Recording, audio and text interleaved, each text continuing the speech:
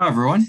So today we're going to carry on with our plotting of polar curves. Okay, so I've got a few more examples just to go through, but the idea is the same for all of them. So you've got your polar function, r is a function of theta. You pick a couple of sample points just to get an idea of what the curve looks like. And then you just connect the points together and that gives you your curve.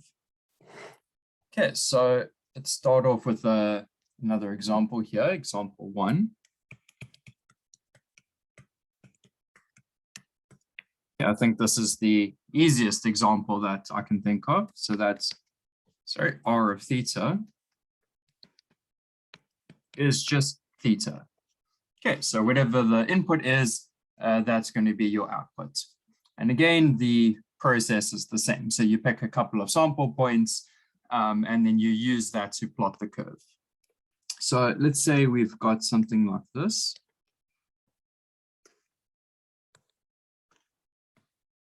Okay, so we've got 0, pi over 4, pi over 2, and then you go all the way around, so pi, 3 pi over 2, and then we end up back at 2 pi. Okay, so that is our polar coordinates plane.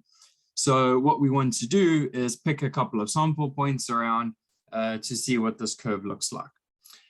Now, if we plug in theta equals 0, then that's just going to give us r equals 0. So we're at the origin. Okay, if theta is pi over 4, then r is pi over 4. So maybe we're somewhere there. And then pi over 2, r is pi over 2. So we further out, something like that. And then when theta is pi, r is also pi, so that means we even further out. So maybe somewhere out here, and so on. And then we end up further out and even further out than that. Okay, so we end up with this arrangement of dots here. So the blue dots, those are our sample points. And what we do is we just connect them up. So as the angle increases, we go from one sample point to the other. So if we connect them up, we see we get this following shape. Okay, so we get ourselves a spiral. Okay, now it looks a bit nicer than that if you plot it on a computer, but you get the idea. We connect it up and we end up with a spiral going around. Now this is just from 0 to 2 pi, but of course you can extend it. And as the angle gets bigger than 2 pi, we loop around again, but the angle is still increasing, so we go further and further out. Okay, so we end up with an outwards going spiral. So an outwards going spiral as theta increases. Okay, so last time we looked at those circles. You can also get spirals like this. And then in the next example, we will see something a bit more interesting. For the next one, we'll see it makes like a flower kind of pattern. Okay, so you can get quite a few nice looking patterns with these polar curves. Okay, so example 2. R of theta is equal to sine 3 theta. Okay, so similar to what we had before, remember we had sine theta and cos theta, but here we've got a 3. Okay, so we know that that's going to change what this is going to look like. Okay, because now we're fitting in 3 sine curves between 0 and 2 pi. Okay, so we need to get our sample points. So let's sketch what sine of 3 theta looks like, and that will give us an idea of which sample points to take. Okay, so it's going to look something like that. There's theta. And sorry, sine 3 theta. Okay, what is this going to look like? So we've got 0, pi, 2 pi. So that's like our standard domain. But remember, sine 3 theta, we've got 3 of them. So we need to be a bit careful about how we plot this. Okay, so you don't have to be too accurate. We just want an idea of what this looks like. But like I said, if we have that, oh, sorry. Okay, we need to have 3 of these. So it's going to be something like this. 1, 2, sorry, spacing a bit off. 1, 2, 3. Okay, so we fit 3 sine graphs between 0 and 2 pi.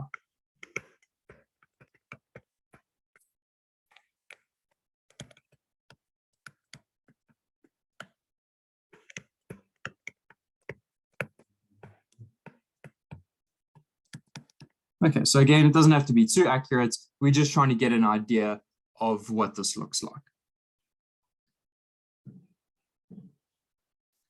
Okay, so here, this is going to be, I just want to highlight some sample points here. So then this one over here, that's going to be at pi over 2.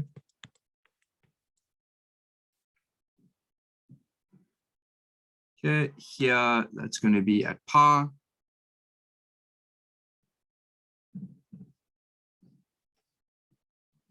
Okay, and then this top one here, that's going to be at 3 pi over 2. Okay, so just give you an idea of where these points are. Okay, so how do we use this to then plot the curve? Okay, so same as before, we will put in our angle axes like this. Okay, so that's at 0, that's at pi over 2, that's at pi, 3 pi over 2, and so on. Okay, and you can subdivide this more if you need to. Okay, so what we're going to do is look at this graph and split it up into 3 parts. So each part is going to correspond to one of the sine waves that we've fit in here. So the first one is one complete sine wave. Let's put that in yellow. The next complete sine wave, let's put that in light blue. And then the third complete sine wave, let's put that in green. Okay, so we're going to sketch each part in a different color, and then that's going to show you what this is going to look like in our plot here. Okay.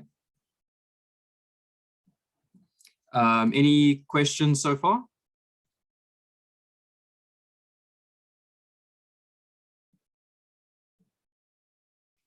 Okay. Okay, so let's plot this.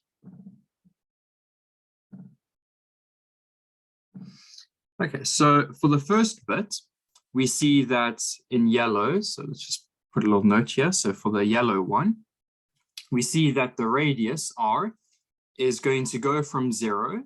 It's going to increase up to a maximum, then decrease down to 0. So if we just follow along here, so remember this, that's our radius. It's going to increase up to a maximum.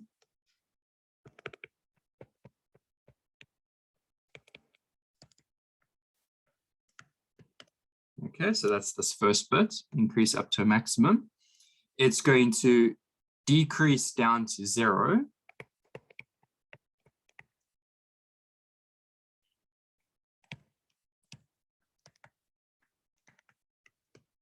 Okay, and then from 0, it carries on decreasing, but in the negative direction to pi over 2.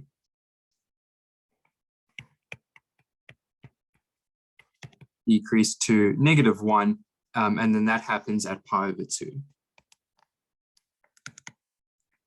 Okay, so from 0 to pi over 2, we have the following situation. So from here, from 0 to pi over 2, we're going to try and draw that behavior.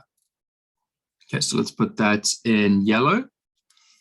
Okay, so what is that going to look like? So we're going to start at 0, and then it's going to increase to some maximum at an angle. So it's going to increase to some maximum. Okay, it's then going to decrease to 0,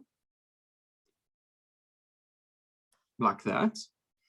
And then from this angle, let's just highlight that. So this angle here, to pi over 2, it's going to be a negative portion. Okay, so remember what it means to be negative. Negative means you go in the opposite direction. Okay, so what angle would this be? This angle over there, that's going to be pi over 3. Let's just put that in there, pi over 3. Okay, so pi over 3 will be back at 0. And then from pi over 3 to pi over 2, it's going to be negative. So we draw in the opposite direction.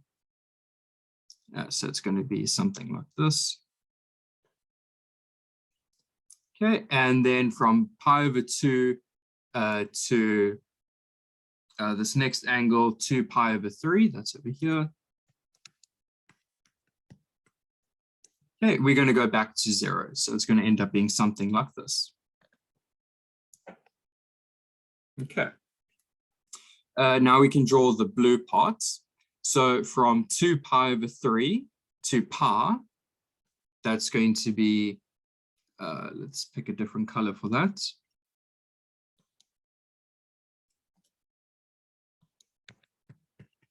That's somewhere over here. Okay, and then let's just draw here. This is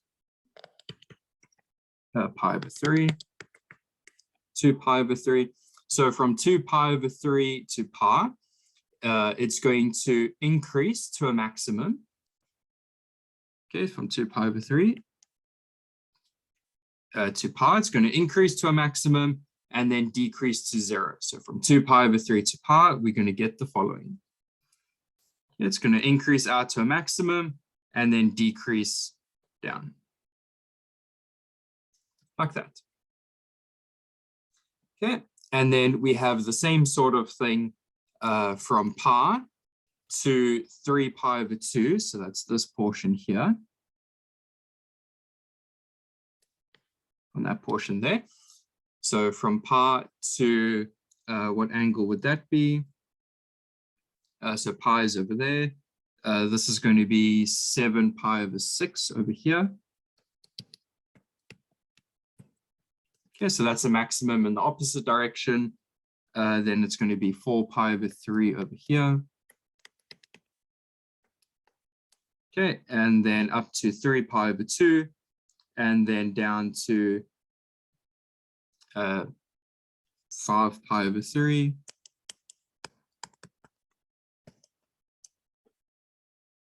Okay, then that's going to be 11 pi over 6. And then back to 2 pi. So we're going from 4 pi over 3 to 3 pi over 2. So that's in this bit over here. So in that bit, we're going to go out to a maximum and then back to a minimum. Okay, so we're going to be drawing over this again, there and there.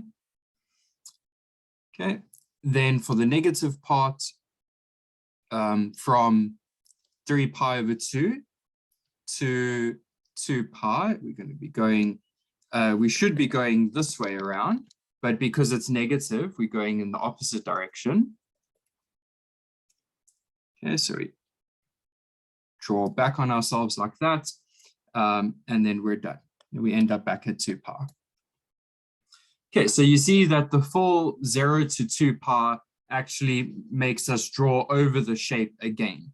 So if you took a look at the homework problem, you'll see that depending on the domain, that tells you how many times you actually draw over the figure. So in the homework problem, the domain was 0 to 2 pi, and that meant you drew over the shape twice. Okay, so over here, we'll see we also draw over the shape a number of times. Okay, so depending on the domain, we draw over the same shape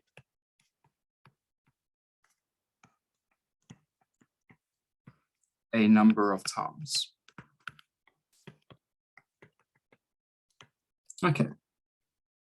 So in this case, we drew over a multiple of times there. Okay, so if we draw, let's put this for homework.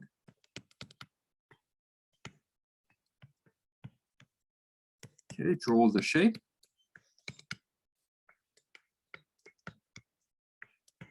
R of theta equals sine 3 theta for the following domains.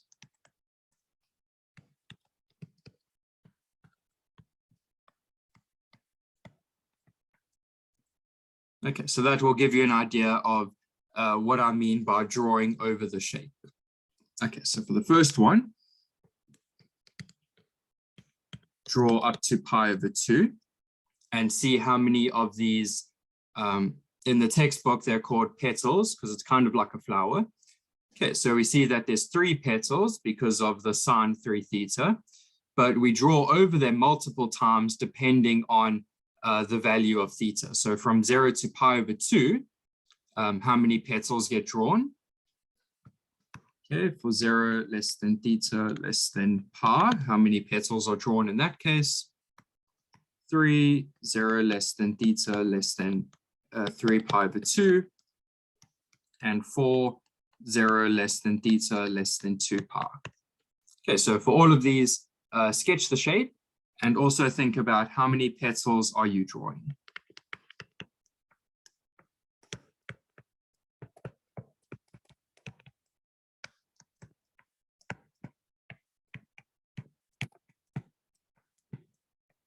Okay. Okay, so over here we see that we have to take quite a few sample points to draw this. Okay, let's have a look at another example.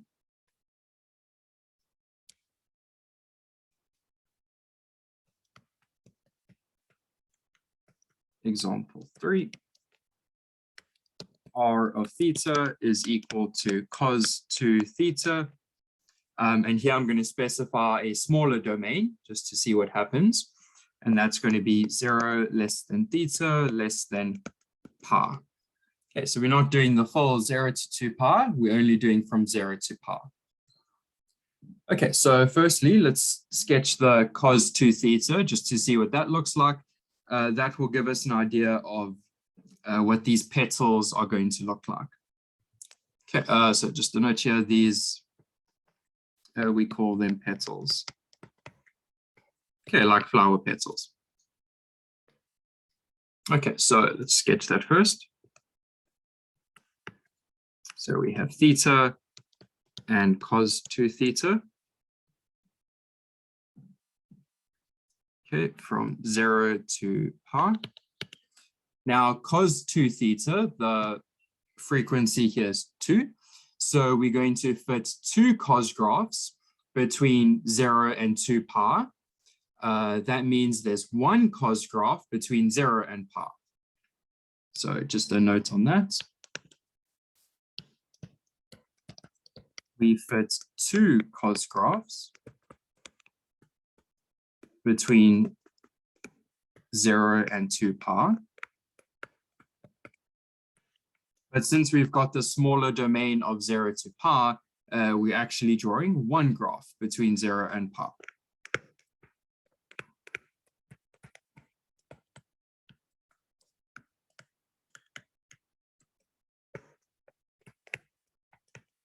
Okay, so we need to fit in 1 graph there.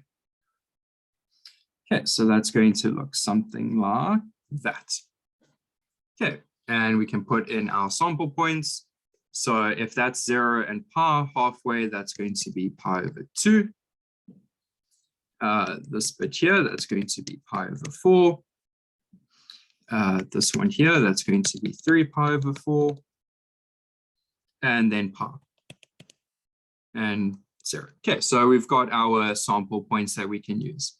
So there, 1 there, 1 there, 1 there, and 1 there. Okay, and remember this distance over here from the axis to the graph, that is our radial distance r that we need to sketch in. Okay, so let's see what this is going to look like. Okay, so 0, pi over 2 pi, and we've got a couple sample points in between. So pi over 4, that's going to be along here. And 3 pi over 4, that's going to be here.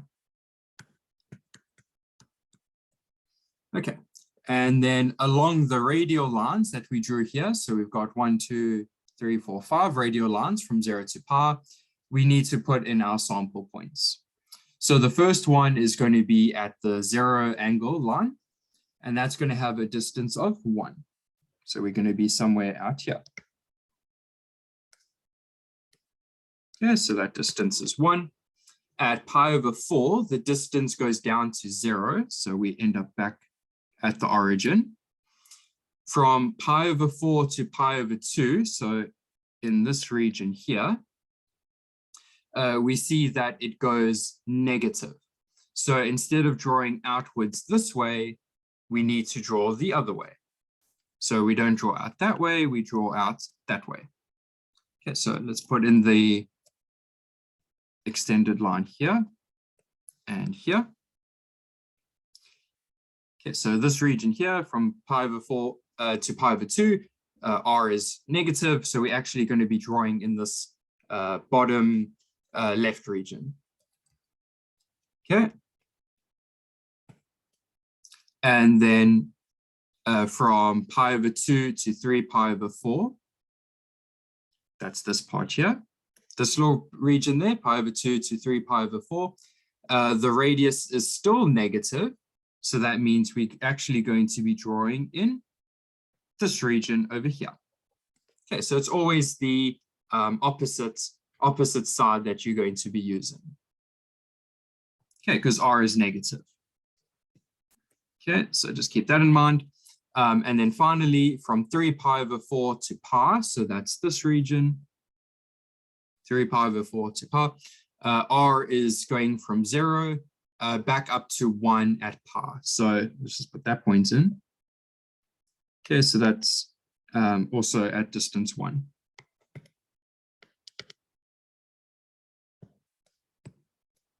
Okay, so let's see what this is going to look like.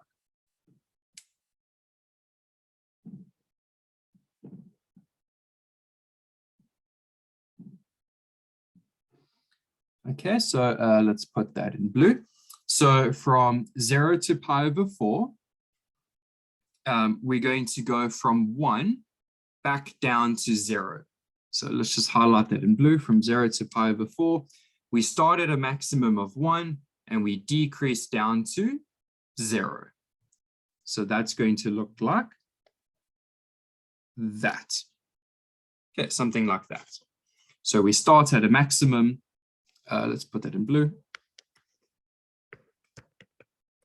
Start at max equals 1 and go down to a minimum of 0. And this is all happening between 0 and pi over 4. So that's this blue part here. Okay, within this region, we're sketching that part of the curve. Okay. Next bit, from pi over 4 to pi over 2, let's put that in yellow. Okay, so what's happening there? The radius is increasing, but in the opposite direction. So like I said, we're not sketching in this part, we're actually sketching in this part over here. So this becomes our yellow part. Okay, so what happens? The radius goes from 0 and it's going to increase to 1. So what is that going to look like? It's going to be 0. And as we are moving across, we're going to increase to 1. It's going to be like that. Okay, so that is our yellow region here. From there to there, as we're moving across, we see that the radius goes from 0 to 1. But since it's negative, we have to draw it in the opposite region there. Okay, so now we're back at pi over 2. So from pi over 2 to 3 pi over 4, again, it's negative. So we're going to be drawing in this region here. Let's put that in green. So pi over 2 to 3 pi over 4, it's in this part here. Okay, but the radius is negative. So we're actually drawing in this part here, going along that way. Okay, so what's happening there? We are starting at a maximum of 1 sorry, not this part. This part, sorry, we're supposed to be here, pi over 2 to 3 pi over 4, but it's negative, so we're going to be in this part here. Okay, so what's that part look like? So we're starting at a maximum of 1, and we're decreasing down to 0. Okay, so maximum of 1, that's somewhere here. And then as we move across, we're going to decrease to 0. So it's going to look something like that. Okay, so that bit's done. So this is our green portion. Okay, like that. Okay, last bit here from 3 pi over 4, that's over here, to pi, 3 pi over 4 to pi, we see that we are going from 0 and we're increasing to 1. Okay, so how does that work? So at 3 pi over 4, we're 0, so we're starting at the origin. And then as the angle increases like this, from 3 pi over 4 to pi, we see that the radius goes from 0 out to a maximum of 1. So it's going to look something like that. Okay, so that's from 0 to pi. Okay, so we get the following shape here.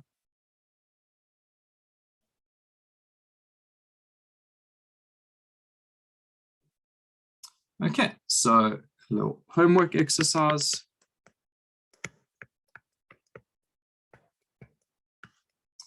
Complete the curve from 0 to 2 pi now.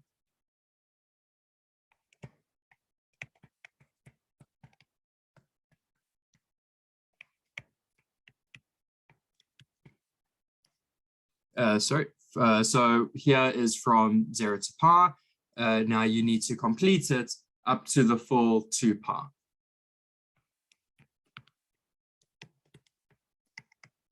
Okay, so this would be half the curve, and then you need to increase it to the full curve at 2 pi.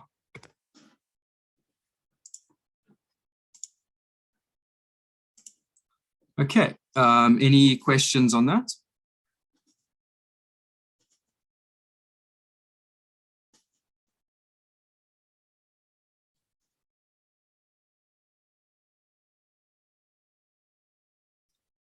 Okay, let's have a look at one more example.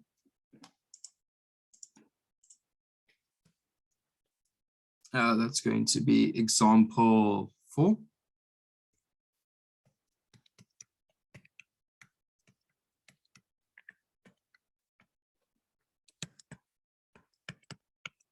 Okay, we're going to have 1 plus sine theta. Okay, and we want to try and plot that. Okay, so let's see what the 1 plus sine theta function looks like. Okay, so that's theta, and then we have 1 plus sine theta from 0, let's put pi to pi. Okay, so just in red, let's see what sine theta looks like. So that's going to be something like this. Okay, but we're shifting it up by 1. So it's not going to be like that. It's going to look like, okay, we're moving everything up by 1, let's say, like that.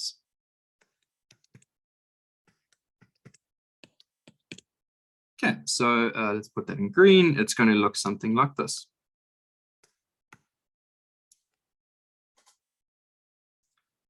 Okay, and we've got our sample points. So let's say 0, pi over 2, pi, 3 pi over 2, and 2 pi. Okay, so we've got our sample points there. We want to see what this is going to look like. Okay, so again, we just sketch up some of our angles here. So 0, pi over 2, pi, 3 pi over 2, and then we end up back at 2 pi. Okay, so from 0, we are starting off with a radius of 1. So let's put that over here. Radius of 1. And then at pi over 2, the radius is going to be 2. Because sine of pi over 2 is 1. So we have 1 plus 1 that's going to end up being at 2. Okay, then from pi over 2 to pi, it's going to decrease down to 1. Okay, so that's this section over here where it's decreasing down to 1. Then from pi to 3 pi, from pi to 3 pi over 2, it's going to decrease down to 0. So we end up back here, back at 0. And then from 3 pi over 2 to 2 pi, it increases back to 1. Okay, so what's that going to look like? Okay, from 0 to pi over 2, we're going from 1 to 2 and it's increasing. So it's going to be something like that. Okay, from pi over 2 to pi, it's decreasing from 2 to 1. So it's going to be something like that. Okay, then from pi to 3 pi over 2, it's going to decrease down to 0. So as this angle increases, the radius needs to get smaller and smaller. So we start out at 1, and then as we increase the angle, we need to make the radius smaller. So it's going to be something like that. Okay, you see how the radius went from 1, we increased the angle, and it slowly moved back into the origin. Okay, and then from 3 pi over 2 to 2 pi, the radius needs to increase from 0 back to 1. So it's kind of like what we did from pi to 3 pi over 2, but in the opposite direction. So instead of decreasing, we need to increase. So it's going to be something like that. Okay, and then that's our full shape. Okay, so we put the sample points in, and then we connected them up. Okay, so we end up with an upside down kind of heart shape.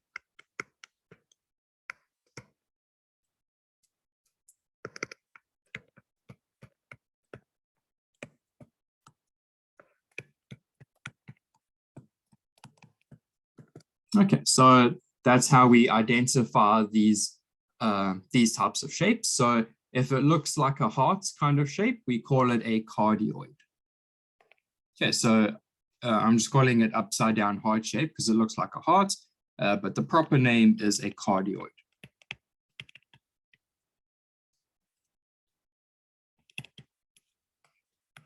Okay, so those heart-looking shapes that you'll see in the tutorials and homework, those are called cardioids. Okay, so let's do another homework problem just to give you some extra practice.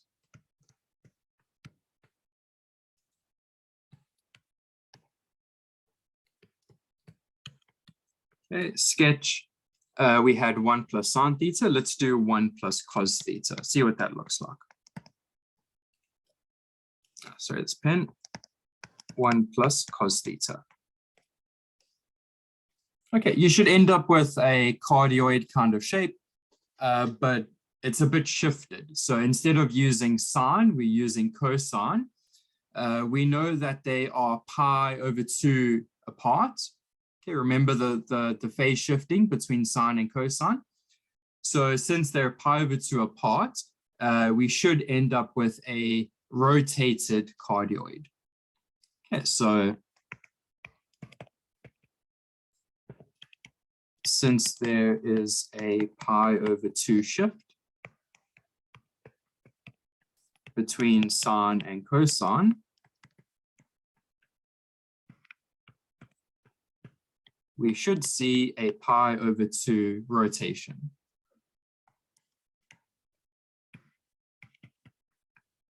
Okay, or 90-degree rotation. Okay, so sketch that and compare it to what we did here. And you should see there should be some kind of rotation since we went from sine to cosine. Okay, any questions on that?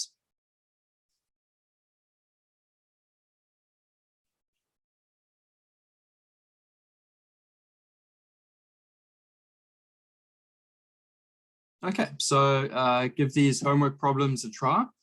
I'll post the solutions along with the videos, so then you can check your work. And then tomorrow we will have the quiz on sketching. Okay, so converting between polar and Cartesian coordinates and some simple curves to sketch. Okay, and then on Thursday we will start on the new little section called conic sections. So that is writing parabolas, hyperbolas, and ellipses, not in Cartesian form that you've seen, but writing them in polar form. Okay, this new way of writing curves. Okay, so we'll do that on Thursday. Okay, if you do have any questions about the sketching or you need help with the sample points, please just send me an email or you can ask on WhatsApp, and then I can help you out with the sketching. Okay, so it is a bit difficult, to imagine how you do it for the first few times, but with some practice, you'll see it gets a bit easier. Okay, and the tutors are also available. Okay, so if you need help sketching or advice or hints for sketching, you can ask them as well. Okay, but then I'll see all of you at the tutorial. Okay, bye everyone.